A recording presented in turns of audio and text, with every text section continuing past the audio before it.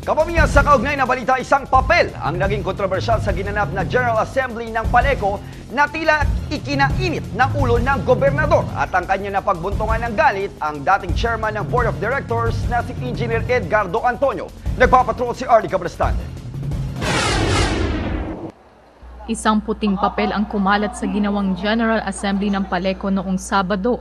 Nakasulat sa papel ang problema na kinakaharap ng Paleco at ang mga dahilan kung bakit nawawala ng kuryente kagaya na lamang ng mga sirang makina ng mga power provider. Nakasulat rin dito ang solusyon umano ay magdagdag ng mga power suppliers. Kaya agad umano pinagbigyan ng unsolicited proposal ng Delta P at ang Emerging Power Incorporated o EPI.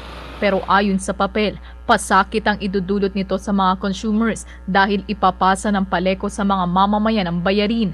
Nakasaad din dito na hindi umano pinabura ng Bids and Awards Committee ng Paleco ang unsolicited proposal. Sa halip ay magsasagawa ng competitive selection process o open bidding. Pero ginusto umano ng Paleco Board na tanggapin ang mga unsolicited proposal.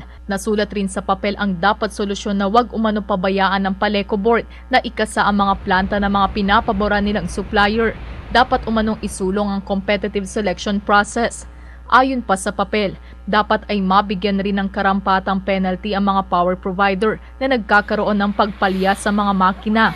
Isulong ang pagsasaayos ng transmission line ng Napocor at magkaroon ng sariling paninindigan ng pamunuan ng Paleco.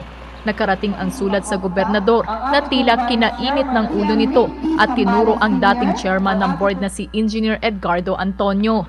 Ito si Director Antonio, papayaran po nito. Balik po lahat lang, nililing lang kayo.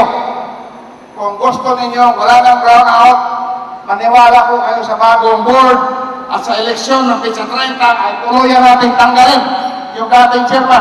Dahil yan po ang umahat lang sa lahat ng kayagan ng Puerto Princesa. Kaya pa kayo?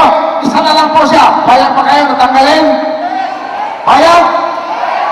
Hindi po. Ako, sa probinsya, tinatamaan dito dahil meron yung emerging powers doon sa Taytay, ang layo-layo. Sabi niya, apektado, kayo magbabayad. Hindi po totoo yun.